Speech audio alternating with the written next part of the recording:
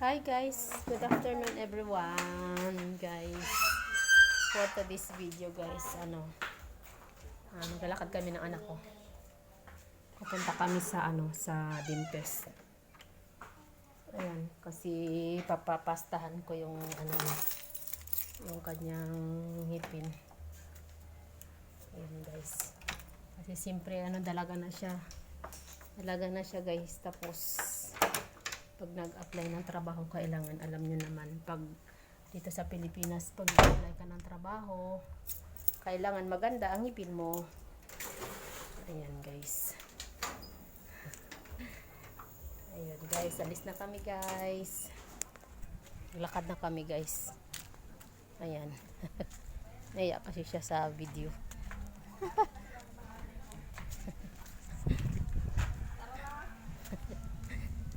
Hi, Jo. Hindi talaga lagi ang labas nyo. Oo, punta kami sa dentist. Paayos kami ng ngipin.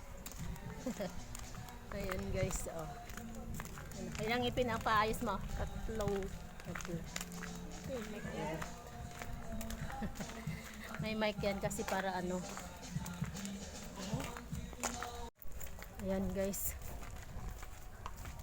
Lain ang aming nilakad. Guys, nilakad namin guys. Mainit oh. Mainit ng panahon. Ayan.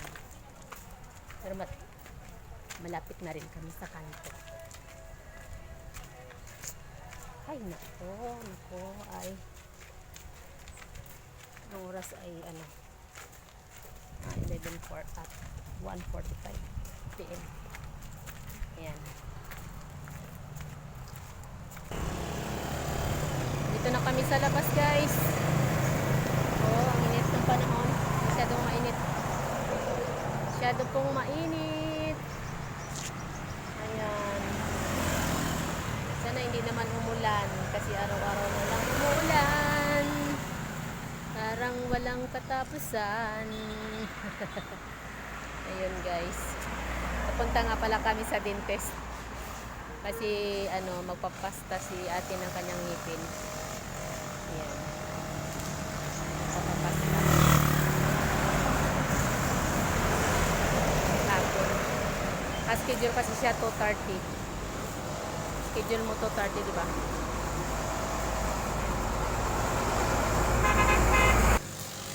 Wala, grabe guys. Wala kaming masakyan. Ayan ate, may multi-cab. Ayan na. Sana magpasakay na. Pangatlong multi-cab na tong ating aabangan.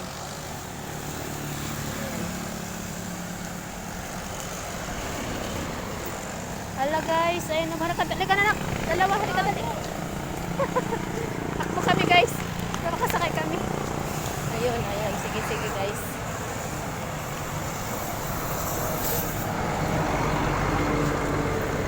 Saan mo? Nakasakay din kami guys. Ayan. Hi guys. Hello. Nakasakay kami. Pangatlong multicab na to. Hindi kami pinara. Kaya pa nakadun ko ID. Hindi na pa. Baka hindi nga siguro napansin. Tatlong multicab na. Wala naman silang laman. Sige, papilapin ko na lang ng form si ma'am. Kaya bayad. Dalawang Robinson. Magiging na lang si ma'am ng certification doon sa kanyang. Hey guys, next na kami ng dentist. Dentist na dapat daw kami na pasalang isa ng anak ko. Kasi na yung schedule namin 2:30. Hanggang 2 pa lang po. Yung 2 o'clock pa lang. Ayan, ang gawin na po kami. Hey guys, nakababa na kami sa multi-cab. Bakura na kami. Ayan. Malapit na kami sa dentist. Sa office ng dentist guys. Maganda pa ito siyang dentist na guys kasi maganda siya yung magbunot ng ngipin. Pero try namin ito yung kanyang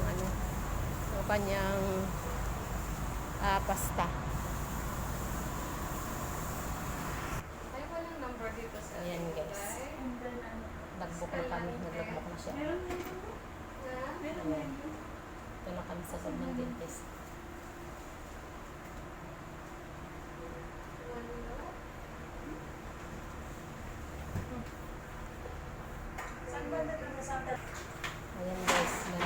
sa ulo. Kulay Pwede pink. ba mag-out siya? Ayan o. Ang anong ngipin ko yung papastahan Ang ngipin niya. Sa harap. sa harap. Oo.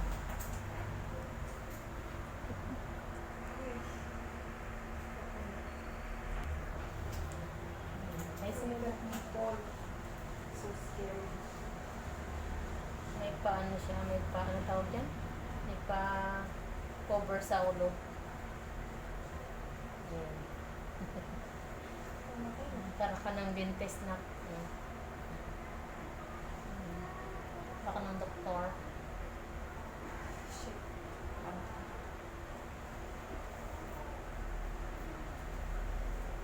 Ano ko na sa akin guys. Kulay pink. Ito yung clinic ni Dr. Ito yung clinic ni Dr. Dr. Kawayan guys.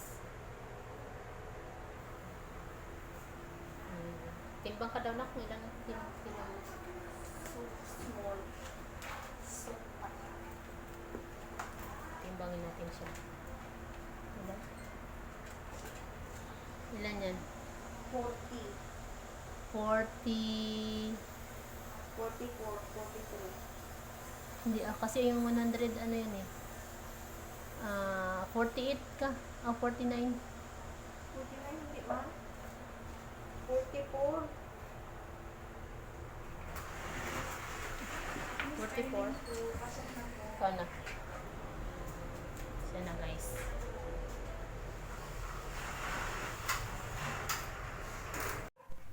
Hi guys.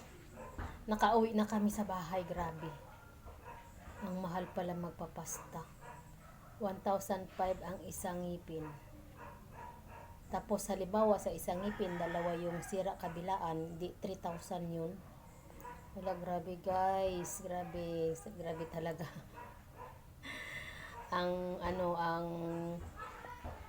pera ko sa dala kanina ay 6,000 lang. Ngayon, ang ginawa ng doktor, ginawa na lahat yung ngipin niya, nilinis na lahat, pinastahan na lahat. 9,000. May utang pa ako sa dentist na 3,000. Babayaran ko po yun siya mga next week siguro. Babayaran ko siya guys, grabe. Sobrang mahal pala yun. Pero nawala na yung itim sa ngipin. Wala nang itim sa ngipin niya guys. Yung itim, na itim pala. Wala na yung itim sa ngipin niya. Ayun. Ate, patingin ang ngipin mo daw. Wala na guys. O kanina may itim pa yan yung ngipin niya. Ayan, wala na siyang itim ang ngipin niya. Ayan, kaso lang, hindi ka na pwede na sa kumain ng matitigas. Bye-bye. Kaya ng ng pritong chicken, pritong pork, yung matitigas ganon, pizza, ganyan. Bawal na. Kailangan pwede siyang kumain, hihimay-himayin niya, sabi ng doktor. Pag hindi niya mahimay-himay yun, kinagat niya dyan sa ngipin niya, yung pag nasira, wala na, hindi na mababalik ang ngipin. Kaya guys, dapat ingatan natin yung mga ngipin natin. Ayan, kaya sa akin, ingatan ko yung ngipin ko, Yan, hindi ako mahilig kumain ng chocolate. Kaya, grabe. Ayos pa ang ngipin ko, kanila mga sira na. Kaya guys, yung mga nanay naman, sana mas maaga pa pastahan na natin yung mga ngipin ng anak natin. Kung merong kunting itim, papastahan na kaagad. Huwag nang hintay na lumaki pa yung yung itim sa mga ngipin. Kasi mas mahal na din pala yun ang bayad.